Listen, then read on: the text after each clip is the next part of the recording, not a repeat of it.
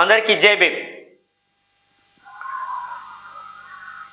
November 11వ తారీఖున నరేంద్ర మోడీ హైదరాబాద్కు వచ్చి లక్షలాది మంది మాదిగలని అవమానించే రీతిలో ఒక ప్రకటన చేసిపోయాడు.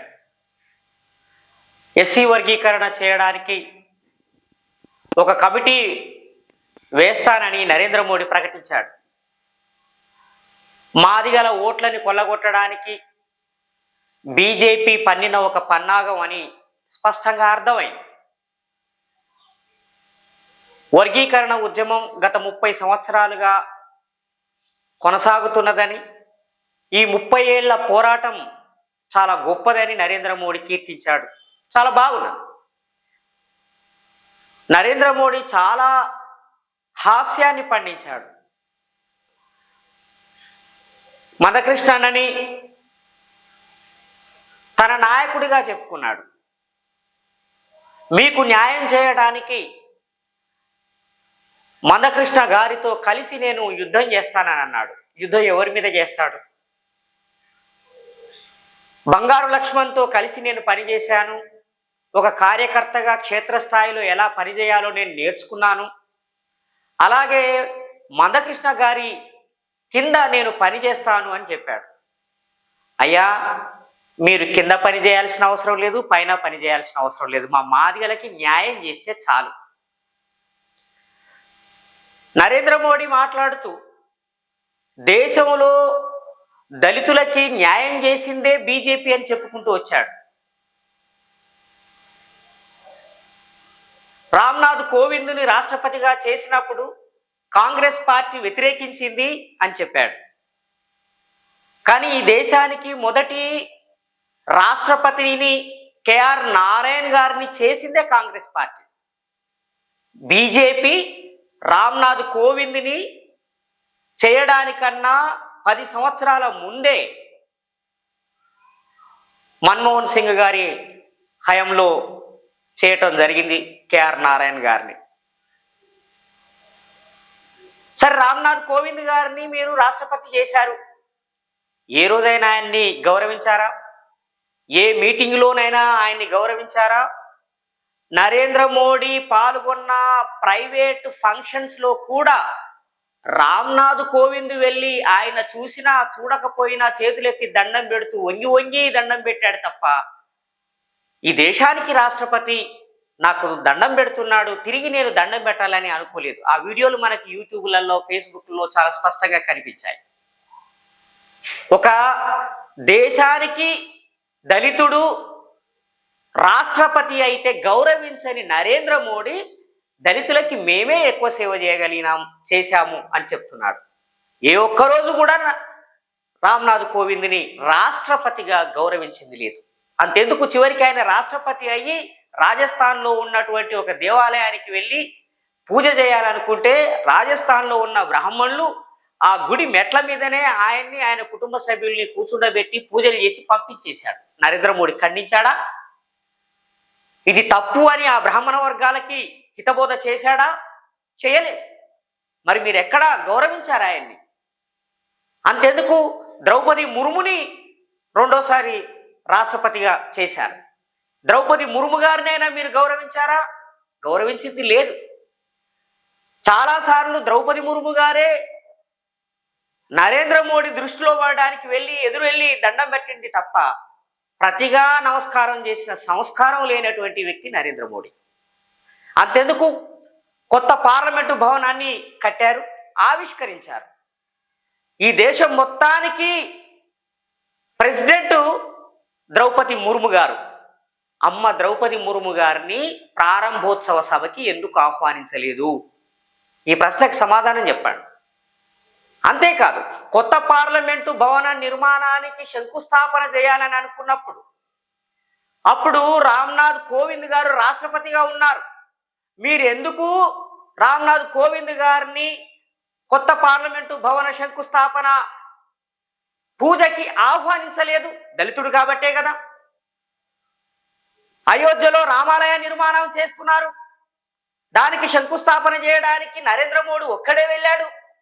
మరి ఈ దేశం మొత్తానికి ప్రెసిడెంట్ అప్పుడు రాష్ట్రపతి కోవింద్ గారు ఉన్నారు. ఆయన ఎందుకు మీరు ఆ పూజా కార్యక్రమానికి అతిథిగా ఆహ్వానించలేదు? ఎందుకంటే అతడు దళితుడు కాబట్టి. దళిత రాష్ట్రపతుల్ని అవమానించింది నరేంద్ర మోడీ, బీజేపీ.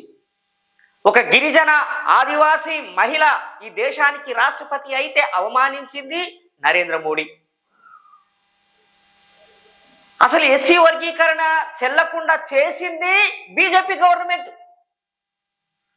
1997లో చంద్రబాబు నాయుడు గారు ఉమ్మడి ఆంధ్రప్రదేశ్లో ఎస్సీ వర్గీకరణ చేస్తూ రాజు కమిషన్ ఆధారంగా ఒక నిర్ణయం తీసుకున్నారు. ఆ నిర్ణయాన్ని సుప్రీంకోర్టులో, హైకోర్టులో ఛాలెంజ్ చేశారు. ఛాలెంజ్ చేసినప్పుడు సుప్రీంకోర్టు నేషనల్ కమిషన్ యొక్క ఎస్సీ నేషనల్ కమిషన్ యొక్క అభిప్రాయాన్ని అడిగింది. మరి నేషనల్ ఎస్సీ కమిషన్ ఫర్ ఎస్సీస్, నేషనల్ ఎస్సీ కమిషన్ ఆనాడున్న బీజేపీ ప్రభుత్వ హయాంలో ఉన్నది. నిజంగానే వాజ్పేయి ప్రభుత్వానికి మాదిగలకి న్యాయం చేయాలనే సంకల్పం ఉంటే నేషనల్ ఎస్సీ కమిషన్ ద్వారా ఒక సానుకూలమైన రిపోర్టును రాసిచ్చే అవకాశం ఉండే, కానీ రాయలేదు. ఫలితంగా ఏమైంది? నేషనల్ కమిషను ఎస్సీ వర్గీకరణను వ్యతిరేకిస్తున్నది కాబట్టి ఆ కమిషన్ యొక్క అభిప్రాయాన్ని పరిగణలోకి తీసుకోకుండా దీన్ని మేము ఎండార్స్ చేయలేమని సుప్రీంకోర్టు కొట్టేసింది. 1999లో ఎస్సీ వర్గీకరణ కేసు కొట్టుడు పోయింది బీజేపీ పాలనలోనే. మళ్ళీ 2000 సంవత్సరంలో ఆర్డినెన్స్ తీసుకురావడం జరిగింది. ఆ ఆర్డినెన్స్ను కొట్టేసింది కూడా బీజేపీ ప్రభుత్వ హయాంలోనే. సరే, మళ్ళీ అది రీసెంట్గా 2022లో సుప్రీంకోర్టులోకి 5 జడ్జీలున్న ధర్మాసనం ముందుకొచ్చింది కేసు. అప్పుడైనా నేషనల్ కమిషన్ పాజిటివ్ రిపోర్ట్ ఇచ్చిందా? National commission, SC national commission తోటి ఒక పాజిటివ్ రిపోర్ట్ని నరేంద్ర మోడీ ఎందుకు ఇప్పించలేదు? ఇప్పుడు కూడా ఉషా మెహ్రా కమిషన్ ఇచ్చినటువంటి రిపోర్టు అస్పష్టంగా ఉన్నది. ఆ రికమెండేషన్స్ ప్రకారంగా ఎస్సీ వర్గీకరణ చేయటం అనేది కుదరదు. ముఖ్యంగా ఎస్సీ జాబితాలో మార్పులు చేసే అధికారము రాష్ట్ర ప్రభుత్వానికి లేదు, రాష్ట్రపతికి కూడా లేదు, అది పార్లమెంటుకు మాత్రమే ఉన్నది. కాబట్టి ఎస్సీ వర్గీకరణ చేయటం అనేది అన్కాన్స్టిట్యూషనల్ అని రిపోర్ట్ ఇచ్చింది నరేంద్ర మోడీ హయాంలో ఉన్న నేషనల్ ఎస్సీ కమిషన్. ఎవరు అన్యాయం చేశారు? మాదిగలకి. మాదిగలకి అన్యాయం చేసింది నరేంద్ర మోడీ ప్రభుత్వం. కానీ నవంబర్ 11వ తారీఖు నాడు జరిగిన సభలో దండోర నాయకులు, ఎంఆర్పిఎస్ నాయకులు నరేంద్ర మోడీని ఆకాశానికి ఎత్తేశారు. మీరే ట్రిపుల్ తలాక్ని రద్దు చేశారు, మీరే ఈడబ్ల్యూఎస్ని ఇచ్చారు, మీరే మహిళలకి రిజర్వేషన్ ఇచ్చారు చట్టసభల్లోకి, కాబట్టి మాకు కూడా ఇవ్వండి అని చెప్పారు. కానీ నరేంద్ర మోడీ ప్రభుత్వమే ఎస్సీ వర్గీకరణ చేయకుండా అడ్డుపడ్డది. ఈ సత్యాన్ని మాదిగలు అర్థం చేసుకోవాల్సిన అవసరం ఉన్నది. ఇక సుప్రీంకోర్టు చెప్పినటువంటి 341 ఆర్టికల్ గురించి మాట్లాడుకున్నాం. 341 ఆర్టికల్ ఏం చెప్తున్నది అని అంటే, ఎస్సీ జాబితాను తయారు చేసేటువంటి అధికారము రాష్ట్ర ప్రభుత్వాలకి ఉంటుంది. అయితే ఆ జాబితాని అంటే కొత్తగా ఎస్సీ జాబితాలో చేర్చాలన్నా లేదా ఆల్రెడీ ఆ జాబితాలో ఉన్న కులాలని తొలగించాలన్నా ఒక నిర్ణయం గనక రాష్ట్ర ప్రభుత్వం తీసుకుంటే అది గవర్నర్కి నివేదించాలి. గవర్నరు రాష్ట్రపతి గారికి సిఫారసు చేస్తారు, రాష్ట్రపతి గారు దాన్ని ఆమోదిస్తారు.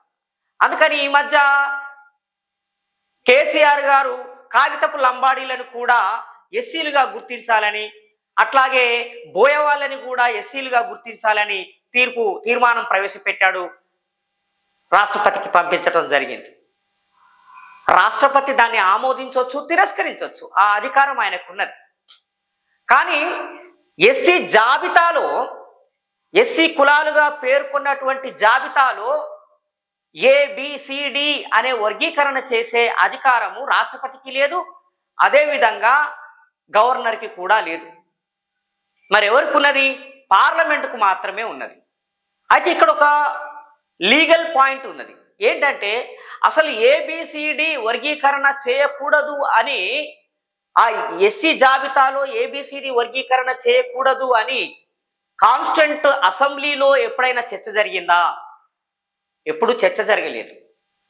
ఆఖరి రోజు రాజ్యాంగ సభలో రాజ్యాంగాన్ని ఆమోదించిన రోజు జరిగిన డిస్కషన్లో కూడా అలాంటి డిబేట్ ఏమీ లేదు. అదేవిధంగా సుప్రీంకోర్టు ఒక ఇంటర్ప్రిటేషన్ ఇస్తున్నది. ఒక్కసారి ఎస్సీ జాబితా తయారైందంటే అది హోమోజీనియస్ కమ్యూనిటీ అని. ఎస్సీలు ఎప్పుడు హోమోజీనియస్ కమ్యూనిటీలుగా లేరు, అంటే ఒకే కులంగా లేరు, ఏకరూపీనంగా లేరు. ఎస్సీల్లో అనేక కులాలు ఉన్నాయి. ఒక కులానికి మరొక కులానికి మధ్యన తేడా ఉన్నది. అసలు ఎస్సీలు కాని వాళ్ళను కూడా తీసుకొచ్చి ఎస్సీ జాబితాలో చేర్చిన ఉదంతాలు చాలా ఉన్నాయి. ఉదాహరణకి కర్ణాటకలో లంబాడీలని ఎస్సీల జాబితాలో చేర్చారు.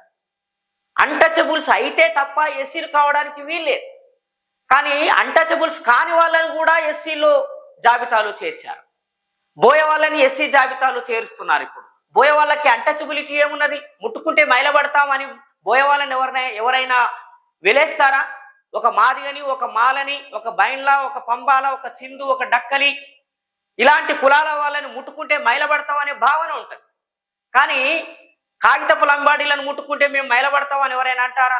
బోయలను ముట్టుకుంటే మేము మైలబడతామని చెప్పి ఎవరైనా అంటారా?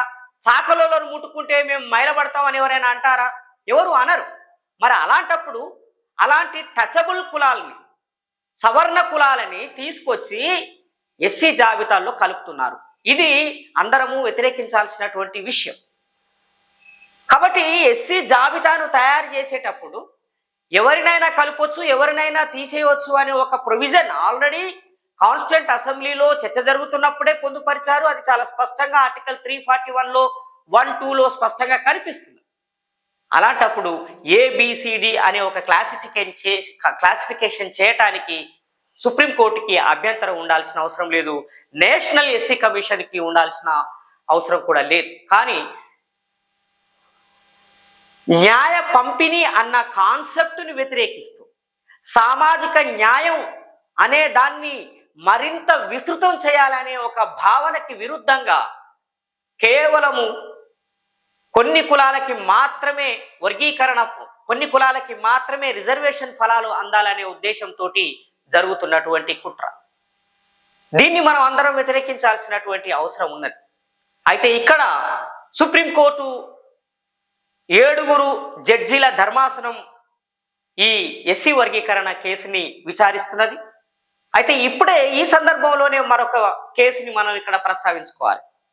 తమిళనాడులో 2009లో కరుణానిధి గారు అరుంధతి యార్లకి, అంటే 7 కులాలు ఉన్నాయి దాంట్లో, ఆది ఆంధ్రులు, మాదిగలు, అట్లాగే రెల్లి కులస్తులు, తర్వాత అరుంధతియార్లు, చెక్కిలియార్లు, ఇంకొక కులం ఉంది.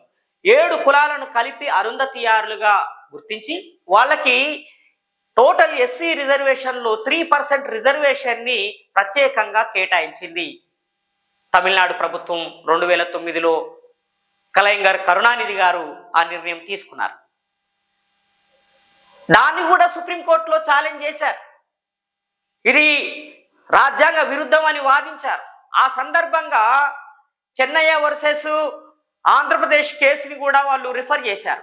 ఆ సందర్భంగా సుప్రీంకోర్టు చెప్పిన విషయం ఏంటంటే, already Chinnaiah versus Andhra Pradesh case 5 సభ్యుల ధర్మాసనం నుంచి 7 సభ్యుల ధర్మాసనానికి రెఫర్ చేయబడ్డది. కాబట్టి ఆ కేసు విషయంలో మేము జోక్యం చేసుకోము, మా పరిధి ఈ తమిళనాడులో అరుంధతియార్లకు ఇస్తున్నటువంటి కేసుకు మాత్రమే మేము పరిమితం. అందువల్ల ఈ కేసు తప్పేమి కాదు. ఎందుకంటే బీసీ రిజర్వేషన్ ఇచ్చే సందర్భంలో చాలా స్పష్టంగా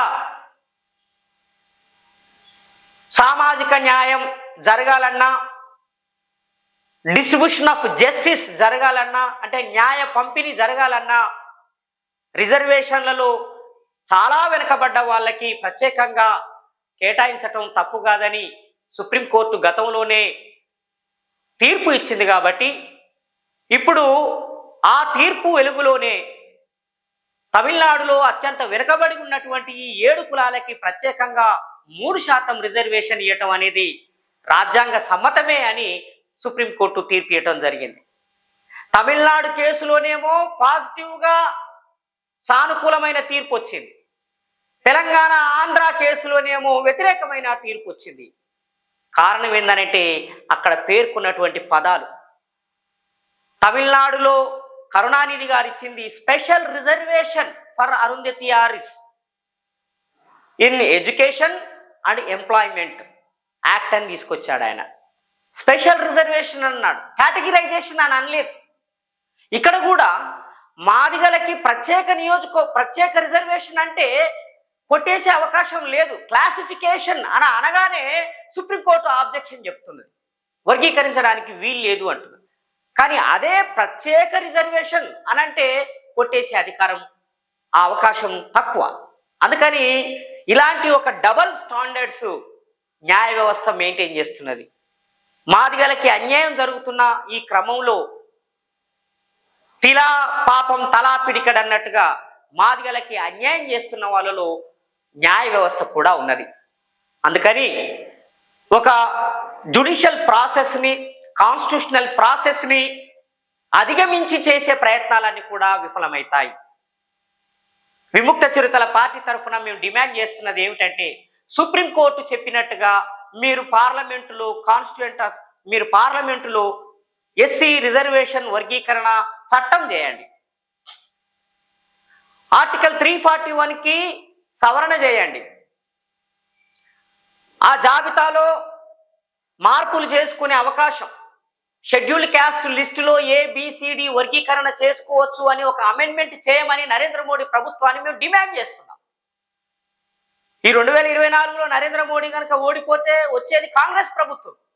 కాంగ్రెస్ ప్రభుత్వం అయినా సరే ఆర్టికల్ 341కి అమెండ్మెంట్ చేయాలని విముక్త చిరుతల పార్టీ తరఫున డిమాండ్ చేస్తున్నాం. ఎందుకంటే ఇది సుదీర్ఘ కాలం పాటు జరుగుతున్న ఉద్యమం, సామాజిక న్యాయం కోసం జరుగుతున్నటువంటి ఉద్యమం. ఇది దేశ ప్రజలందరికీ సంబంధించినటువంటి ఉద్యమం. ఎందుకు దేశ ప్రజలందరికీ సంబంధించినటువంటి ఉద్యమం? ఉత్తరప్రదేశ్లో, మధ్యప్రదేశ్లో, రాజస్థాన్లో వందలాది ఎస్సీ కులాలు ఉన్నాయి. వాళ్ళలో కేవలం చమార్లు, పాశ్వాన్లు, జాతవులు, ఇంకా 1-2 కులాలు మాత్రమే ఎస్సీ రిజర్వేషన్ వల్ల లబ్ధి పొందుతున్నాయి. మిగతా కులాలు లబ్ధి పొందట్లేదు. ఉత్తరప్రదేశ్లో ఆల్మోస్ట్ 150 ఎస్సీ కులాలు ఉన్నాయి. రాజస్థాన్లో 120 ఎస్సీ కులాలు ఉన్నాయి. కానీ ఆ జాబితాలో ఉన్న కులాలన్నింటికీ న్యాయం జరగట్లేదు. ఎస్సీ రిజర్వేషన్ని కేవలం 2-3 కులాలు మాత్రమే ఉత్తరప్రదేశ్లో పొందుతున్నాయి. ఆ కులాలే ఎస్సీ రిజర్వేషన్ని వ్యతిరేకిస్తున్నాయి. అందుకే విముక్త చిరుతల పార్టీ తరఫున డిమాండ్ చేస్తున్నాము, మీరు ఆ ఆర్టికల్ 341 అనే దానికి అమెండ్మెంట్ చేయండి.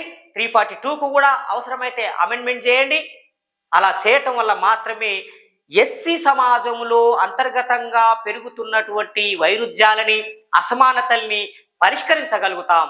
నిజంగా నరేంద్ర మోడీకి చిత్తశుద్ధి ఉంటే, నిజంగా బాబాసాహెబ్ అంబేద్కర్, బాబు జగ్జీవన్ రామ్ల ఆశయాల మేరకు నరేంద్ర మోడీ పనిచేస్తున్న వాడే అయితే, బంగారు లక్ష్మణ్ కింద పనిచేసే క్రమంలో నేను మీ బాధలేమిటో బాగా తెలుసుకున్న వాణ్ణి అని చెప్పింది నిజమే అయితే, వర్గీకరణ చేయాలనే సంకల్పం ఆయనకు నిజంగానే ఉంటే ఆర్టికల్ 341కి అమెండ్మెంట్ చేస్తూ వెంటనే క్యాబినెట్ తీర్మానం చేయాలి. క్యాబినెట్ ఆమోద ముద్ర వేసి రాష్ట్రపతికి పంపించాల్సిందిగా డిమాండ్ చేయాలి. ఆ దిశగా మాదిగలు ముందుకు రావాలని నేను విజ్ఞప్తి చేస్తున్నాను. అదే క్రమంలో ఎస్సీ వర్గీకరణ పేరుతోటి రాజకీయ లబ్ధి పొందాలని, ముఖ్యంగా నవంబర్ 30 తారీఖు నాడు జరిగే పోలింగ్లో ఓట్లు రాబట్టుకోవాలని ఈ మతోన్మాద, కులోన్మాద, ఫాసిస్ట్ బీజేపీ ప్రయత్నం చేస్తున్నది. మాదిగల్ని మోసం చేయాలని ప్రయత్నం చేస్తున్నది. మాదిగల ఓట్ల మీద ఈ పార్టీ కన్నేసింది. కాబట్టి మాదిగలు అప్రమత్తంగా ఉండి ఈ ఎన్నికల్లో దాన్ని తిరస్కరించాలని, మాదిగ రిజర్వేషన్లని కోల్పోయిందే బీజేపీ హయంలో అనే సత్యాన్ని గుర్తించాలని కోరుతూ ముగిస్తున్నాను. Thank you. జై భీమ్.